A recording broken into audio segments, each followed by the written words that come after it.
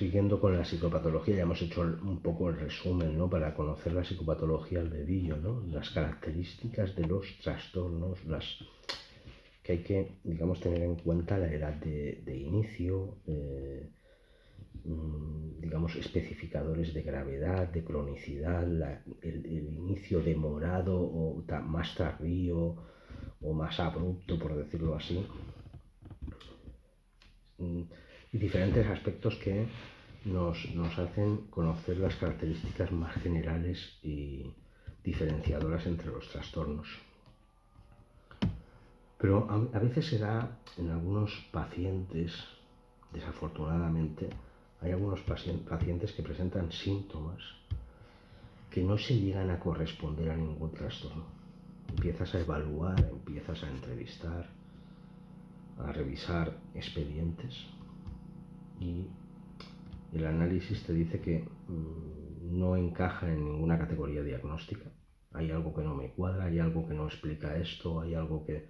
Y entonces a veces es verdad que hay pacientes que han tenido experiencias también adversas que no se pueden circunscribir en estos casos a ningún trastorno de estrés agudo o postraumático por su personalidad y han sabido afrontar de alguna manera su vida de una manera que probablemente se vaya de lo convencional y que adopten y elijan a lo mejor una serie de oficios o profesiones respetables, por supuesto, pero que no sean a nivel social y a nivel, digamos, informal muy aceptadas. Se trata de personas que probablemente han tenido experiencias también que no correspondían a su edad, en edades tempranas, por ejemplo, abuso sexual, chicas o chicos, generalmente más chicas, abuso sexual por parte de una persona, es curioso, de su círculo social familiar más estrecho, que probablemente se ha ganado la confianza en su red sociofamiliar, que nadie pudiese haber previsto de ese círculo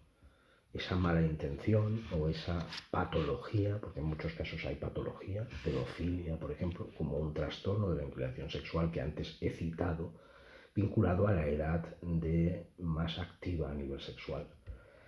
En estos casos, como decía, de personas que probablemente hayan sufrido esa experiencia, por ejemplo, una agresión sexual en una época temprana, una violación, por ejemplo, en una chica, y que se ve un repertorio de desarrollo psicoafectivo y psicosexual que se ve con mucha precocidad y muy inestable, con una dificultad de mantener una pareja estable, con un inicio muy precoz de las actividades sexuales y con una instrumentalización de la actividad sexual para ganar siempre un beneficio. Por lo tanto, se ve un desarrollo psicoafectivo sexual que no es el patrón normativo de una persona que ha recibido, por decirlo así, una atención emocional y una experiencia familiar normalizada en cuanto a cuidar sus necesidades en la infancia, en la adolescencia o prepubertad o preadolescencia. Estas chicas que han sufrido violaciones en estas etapas tan jóvenes, se está observando un patrón de desarrollo psicosexual muy precoz, es decir, empiezan relaciones sexuales con chicos mayores o de su edad antes. Hay una desinhibición muy curiosa y significativa a nivel clínico que roza la patología y que no forma parte de la normalidad, una desinhibición para iniciar relaciones sexuales muy rápida, una erotización de las relaciones y una instrumentalización de esas relaciones sexuales para conseguir beneficios. Por lo tanto, están trivializando una cosa, la actividad sexual, que requiere unos valores de intimidad, conocimiento, amor, ¿no? Y estas personas vemos que no, tienen una desinhibición muy significativa a nivel clínico en cuanto a la sexualidad, por lo tanto el desarrollo psicosexual de estas chicas es patológico. No se puede decir que haya un trastorno de estrés postraumático en estos casos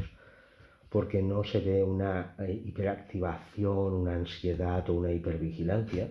sino que sí que se puede decir que hay un microtrauma, una experiencia adversa, que les ha hecho funcionar de una manera en la que han trivializado lo sexual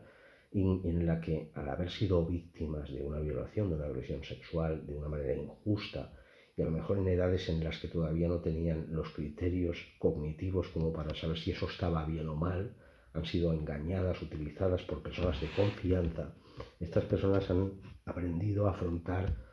esta experiencia desafortunada de una manera fría en la que están trivializando, como decía, la sexualidad, están, digamos, utilizando la sexualidad de una manera para tener un beneficio, y se ve una desinhibición extrema en esta esfera o actividad de la persona, que también es curioso, aunque no encaje en ningún trastorno mental, se podría citar aquí, me gustaría citarlo, como una patología o un síndrome que usan muchas personas como un afrontamiento de ir tirando de la vida, disociando, olvidando lo sucedido y trivializando algo que es importante. La sexualidad también, trivializándola y además generalizándola y utilizándola en el funcionamiento normal. Tal es así que hay un número de casos elevados por investigaciones que no se han hecho a nivel científico universitario, pero sí que se puede